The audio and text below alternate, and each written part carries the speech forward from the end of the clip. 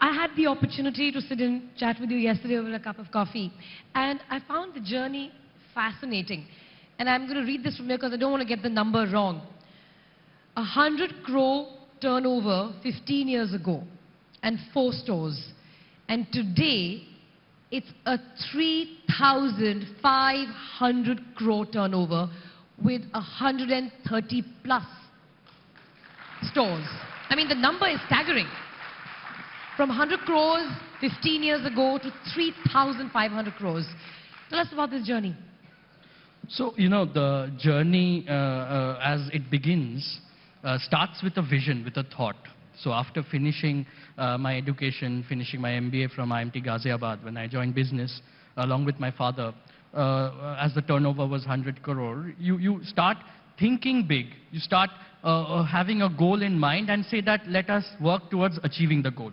But that is a part of the vision. But then what is important is the execution. And what are the processes that you move towards achieving the numbers? So it starts with, reaching out to more and more customers. Customers used to come from various parts of the country trying to buy your kind of jewelry. Why? Because, Bengal, where we originally belong to, is famous for its handcrafted jewelry. The karigars working all across the country comes from the villages in and around Bengal. Skill, craftsmanship, this is something that is very inherent to India. And I must tell you that it is not just in the country, but all over the world. 90% of the diamond, cut and polished diamonds are done in India.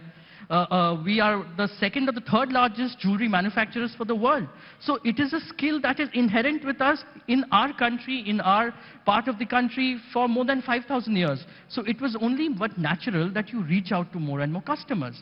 And then, along with your stores, how do you reach out to them? So today we think of online model, there is a whole platform. But at that point of time, it was through the franchisees that we started entering, not only the bigger cities, but also into tier 2, 3, 4 cities of the country. So the growth of the country as we see currently is not only the urban India, but it is also the rural Bharat. So together we reached out more, and then when you deal with precious jewelry, how do you deal with them? You need to have a very strong backend, a very strong tech-oriented backend that helps you to control.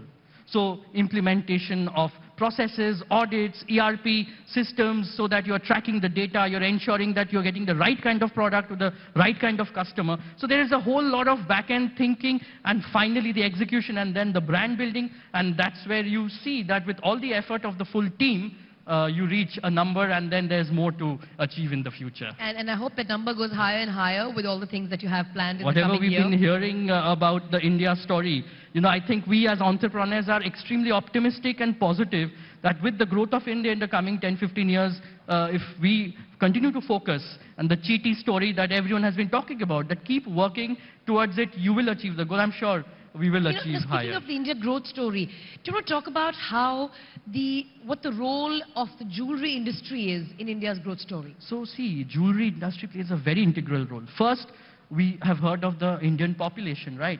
We are employing almost 75 to 80 lakhs of people in our industry, be it at the karigar level, at the store level. So productive employment of the new generation is very, very critical, and we are working really, really hard to work on the skill. Because what we have seen is that people who have been working in the industry, the new generation, are sometimes feeling that, oh, why should I get into this industry? There is so much skill and effort needed.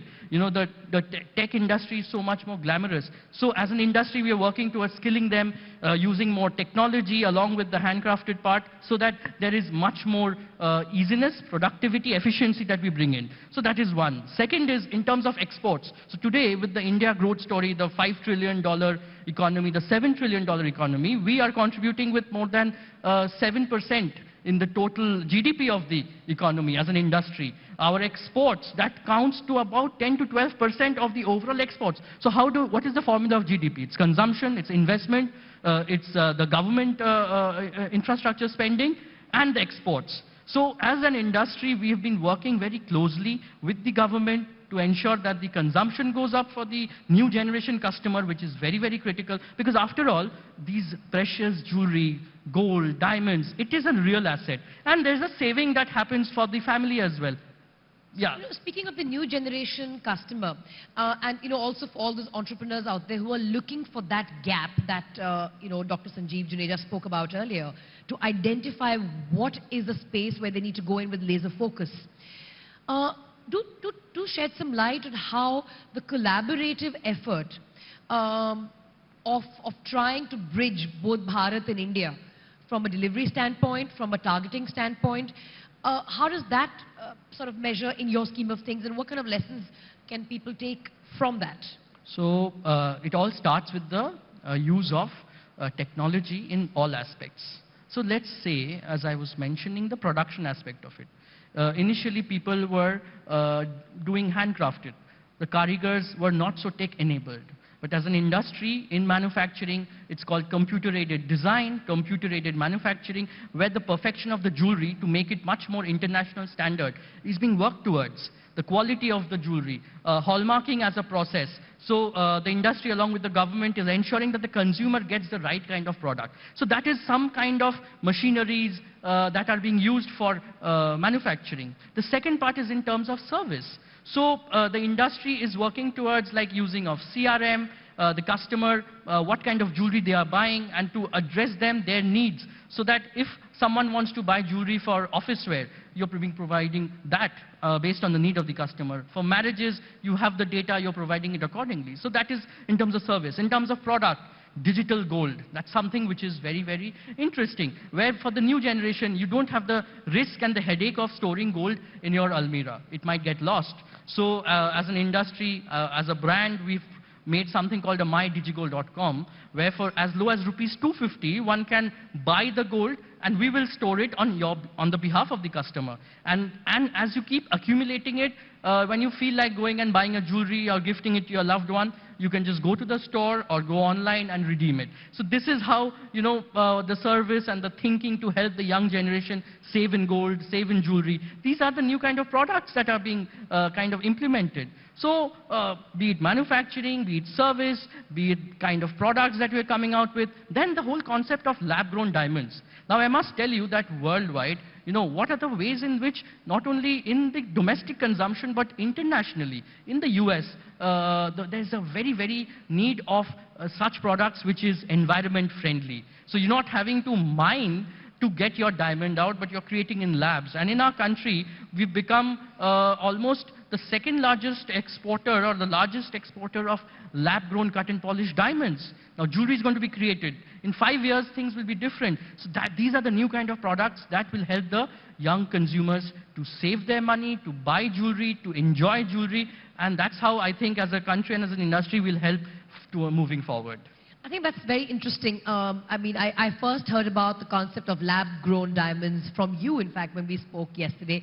I have to admit my ignorance. I had no idea. I knew at the back of my head that there was something like this happening.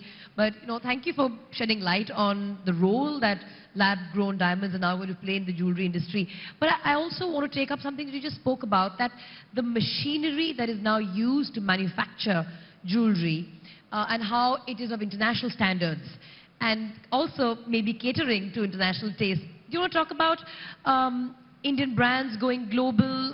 How do you see that panning out? So, India has always been a manufacturer. But what I think as an industry and the government need to work towards is building a brand India. So brand India, made in India jewelry should stand for quality, should stand for design. We have a very long culture of art, of craftsmanship, as I mentioned. Now it is like the way we are now G20. We are leading the world. We are showing the world in so many aspects.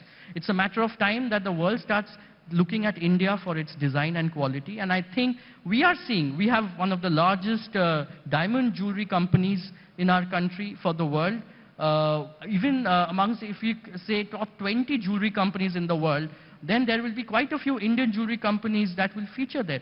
But now it is time that Indian jewelry brand starts expanding, which I think the process has already started. And then soon, I think the world will want to own a piece of made in India jewelry. And that will really, really take things forward. So that'll be incredible. In fact, I also like what you what you just said, that the craftsmanship, the karigiri that one sees in India, and you know, the world over, it's acknowledged as one of the finest craftsmanship examples available. And how what you are doing actually supports karigars, how it gives them sustainable lifestyles. Right. Do you want to talk about what Senco has done in terms of securing the livelihoods and futures of these craftsmen, of these karigars? So we are working very closely with the karigars. Today we hear of ESG, right? The environment, the social part, and the governance part of it. Now, when it comes to the social part, we have spoken of what? That growth is important. But what is important is inclusive growth.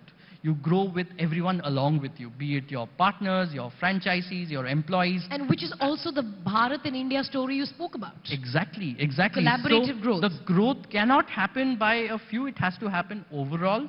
And through such models of franchisee, working with the karigars, training them, enabling them with technology, skilling, upskilling them so that they are ready, because they have it in their blood, but it is about adoption of technology. The government has been investing in something called common facility centers across the country, and working very closely with the industry. There is a concept of mega common facility center that is being spoken about. Jewelry parks are being built all across the country, in which it will become an ecosystem which will be much more organized. So these are such initiatives where we are being able to bringing the technology as big organizations and then helping the karigars use those technology and creation of jewelry. And I think that it is this helping of the karigars. Also, when the last 2-3 years, everyone has been facing problem. The pandemic was there was no work. So as an industry, we went out of our way. As a company, we supported the karigars. We took care of their health, of the family, going out of their way. When it comes to, we're working, training women to be a part of the manufacturing process in the workforce. There have been cases also that we have tried to do, I think that, which has really helped, because we are in the business of design and art, that members of the LGBTQ community, because there is a lot of, I would say, artistry that is there in them, the flair is in them. So we as an industry are trying to make them a part of our industry, working, special quotas are being created, and that is how, as an industry, it's not just about wealth, it's not about gold, it's not about diamonds, it's about the wealth of the mind, and to make the world a better place and a better society, and that is how we are all working together as an industry. I think those are really noble thoughts. I've really enjoyed this conversation, the fact that you talk about bridging Bharat and India, not just from a word play base, but the fact that you're targeting your TG, you've gone from metro cities and also found customers in tier 2 and tier 3 cities, and that's how your growth story is largely built. Yes. As a result of bridging Bharat and India. And again, through the karigars, also resonates with the same theme of bridging Bharat and India and future. On a closing note, if there's one thing that you'd want to say, how do you see your future? And how do you see the future of India? And what role could technology and the digital interface play in that? And if I could get your thoughts on that. So see, digital and technology has opened up the world. People, whether they're in the city, the young generation, or in the tier 2, 3, 4 cities, their aspirations are equal. Their exposure is equal. They want to get the best of the world. And I think as a country and as an economy, it is our responsibility that we work towards excellence and providing the best kind of product to our consumers. Gone are those days when we can think of chalta hai attitude and expect that the consumer will accept. No, everyone has their personalized needs, their personalized wants, and it is as an industry we need to go into the minutest of last mile requirements of the consumer and especially the young generation. So working on products which are not only to be kept in the locker, but the everyday wear jewelry which people can actually wear and enjoy, and also it will work as a savings and investment for the consumer. So this is where I think technology will be used to reach out to new people, and with the exposure, with the economic development at the base level, I think that as a responsible brand, it is our responsibility to provide that best of designs and best of services to each and every citizens of the country. And I think that the support we've been getting from the government is that, through digital gold or through such initiatives, the World Gold Council has also been working on ensuring that everyone should be part of not only buying gold, but a saving economy. So this is how I think any kind of risk that we see. Saving while consuming, which yes, is the best. Saving while consuming. And we have all seen unexpected changes, the climatic changes, the pandemic. So risks are a part of life, and it is this product that will enable you to hedge against risk and to be your friend and your family for all good times and the difficult times. I wish you all the very best. Thank you for sharing your thoughts with us. Thank you very much. So much. Thank you. Thank you. ABP माझा, उघडा डोळे बघा NEET.